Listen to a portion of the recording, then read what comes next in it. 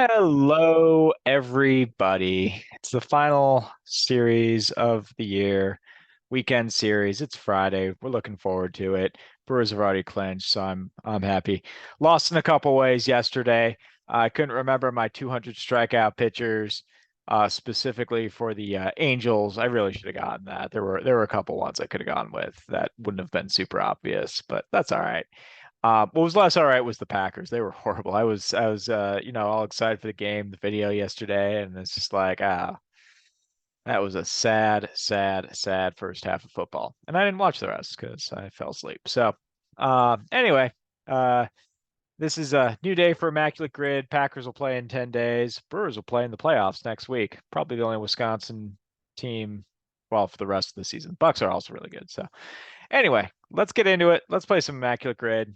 Um, see what we can do. I've gotten a request for Sporkle. I did play Sporkle for a while. It's been a while, but I could probably do something like that at some point. There's the monument to my failure right there. Pound and refresh. Let's see what we're working with. We're with All Stars. All right. That's a landmine. Sometimes people are like Mets and All Stars. Didn't that just got me on one of the early grids? I said Robin Ventura. Robin Ventura wasn't right.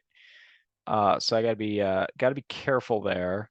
We got the Nationals slash Expos. We got the Brewers. We got the Mets along the left-hand side there, and along the top we've got Cleveland, Guardians, Indians, Naps, etc., and the Houston Astros and or Colt 45s. Brewers could also be the Seattle Pilots. Why not? And you got All Stars on the right-hand side there. I've done Brewer All Stars before. It was a long time there where the Brewers pretty much just had one All Star, and there were some interesting ones. I think I've done Bob Wickman before. Um, let's see.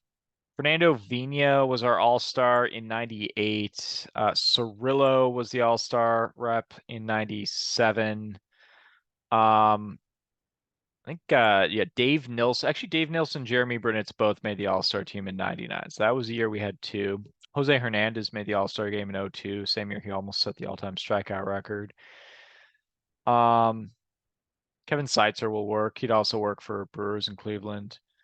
I don't want to do. I think Wickman was a good choice when I played him. That was a long time ago that I played him, but he was the 2000 rep. I think here I'm going to go with Dave Nilsson. He was And the funny story about Dave Nelson, he made the All-Star team in 1999. That was that great All-Star game played at Fenway Field. It was a very fun home run derby. Jeremy Burnett's hit in the home run derby, and this was, probably 9 months or so after I got to stand next to him at the for the national anthem. So he was my favorite player. And then Dave Nelson makes the team. He retires after that season, or just doesn't seek free agency after a great going off or contract year, what would be normally a contract year, and he goes and plays for the national team in Australia in Sydney, like playing for your country and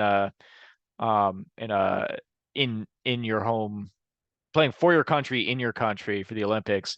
Pretty cool. And he didn't play Major League Baseball after that. So but he had a really good year, and he was also the catcher for the Brewers, and he hadn't caught in like 6 or 7 years. And it showed. He was an excellent, excellent, excellent offensive player. Especially for his position. I think he had a 400 on base percentage, 300 batting average that season, over 20 home runs. But he also had just a not a great caught stealing percentage. But it was a byproduct of the Brewers moving to the National League. A couple years prior to that, Nilsson pretty regularly DH'd. If he didn't DH, he usually played left field or first base, depending on who was injured, between John Jaha and whatever person we were having out in left field at that point. That was pre Jeff Jenkins. And so in his like 7 years into his career, he was asked to like catch, which he hadn't done in a while. So, I have a lot of sympathy for him taking that. Anyway, for that long-winded story, I can't not select Dave Nelson for this. So I'm gonna plug him in. Gets 0.2%. There's that logo. 97 to 99. That's when we had that ball cap. Let's see, Houston and Brewers. I missed an opportunity to play this, or maybe it was Houston and Oakland. I forget exactly, but Keith Ginter, I think is good. Pretty obscure one there. He'll work. Goes less than point 0.1. It's pretty good. Um, and then let's see, Brewers and Cleveland Guardians or Indians. Carlos Santana would work. Probably works a little too well. He'll probably be a very, very popular one. The aforementioned Jeremy Burnitz would work. Um, Ronnie Belliard would work. He would also work here. In fact, let's go with him here. Why not?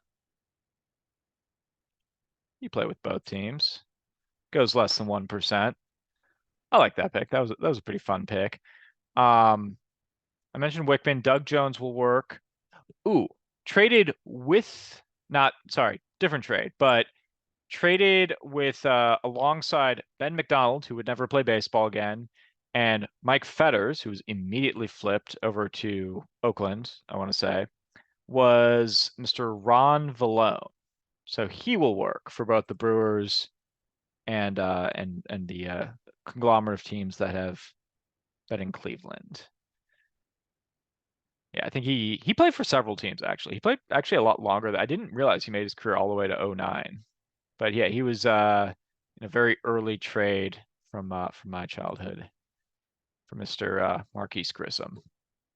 Jeff Juden was also in that trade. He also would have worked. Jeff Juden also would have worked here. All right. So let's see, Cleveland and the New York Mets here. Oh, I have another opportunity here to go with OG Frank Thomas. I'm just gonna keep playing him until he becomes too popular. 0.05%.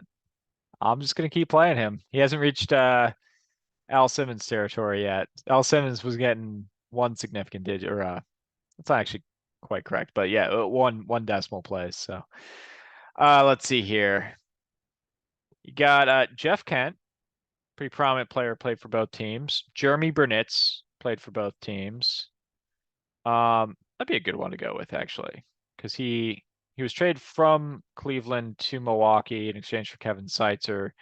He had a couple different stints with the Mets. So I think that'll be a pretty good one to go with.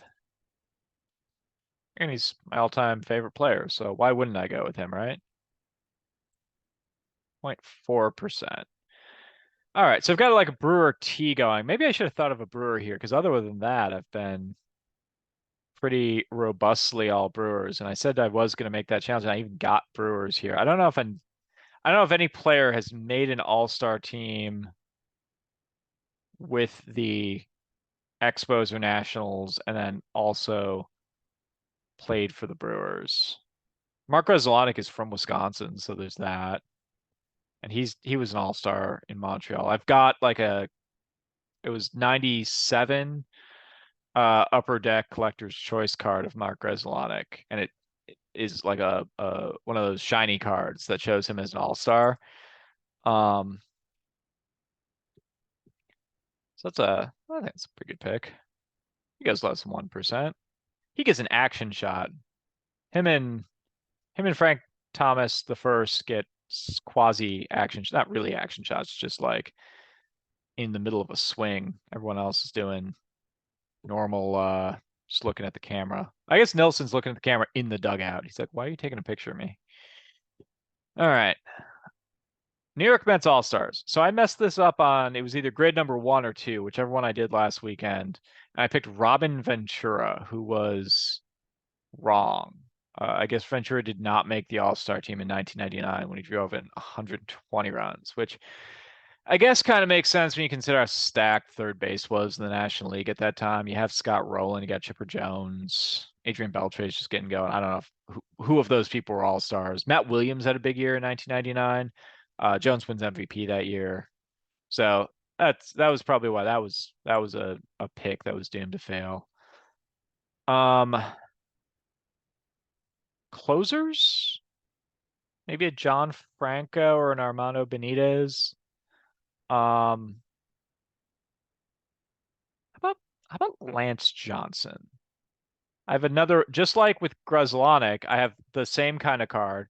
1997 Upper Deck Collector's Choice of Lance Johnson. So I know he made the All-Star team in 96, and he also had 21 triples that year and like 200, over 220 hits. It was a huge outlier year for Mr. Lance Johnson.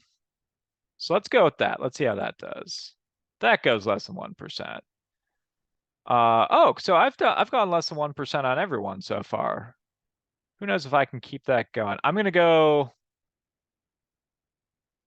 with one last former Brewer. I wonder if I could have done it on this grid. That'll be what we explore. I'll see if I could have gone all Brewers. But I'm gonna go with Mr. Sean Barry, who we had high hopes for in that aforementioned 1999 season that these two gentlemen both made the All-Star team for. And he had a major first game, first couple games or something, had like a couple home runs and a triple or something like that, and then really tailed off after that. Had a rough rest of his career with the Brewers. Anyway, he played with both the Expos and the Astros, so he will work. Rarity score of 3. That's really good. I'm pretty stoked about that. I think that is my high. I've never gotten 2 or 1 or 0. I don't think. Someone can look back at videos and see if I've ever actually done that. But let's see if we can find ourselves. So what did I miss? I had these 3 weren't Brewers. So let's see if I could have gotten that. Let's see if there was a Nationals All-Star or Expos All-Star that at some point played for the Brewers. Just need to find one. Marquise Grissom. Okay, I should have gotten that. If I was really thinking about it and really going for it, I should have gotten Marquise Grissom as an Expos All-Star. Astros and Mets. Let's find out some people who work here. Chuck Carr will work. I was not going to get that though. I didn't know Chuck Carr played for the Mets. I knew he played for the Astros and the Brewers and also the Marlins. Is there any that I was going to get? Mike Marshall will work. He played for the Seattle Pilots in 1969. He would work.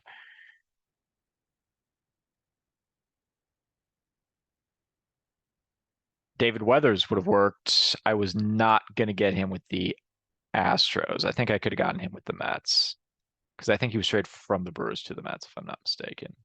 But I was not going to get him with the Astros.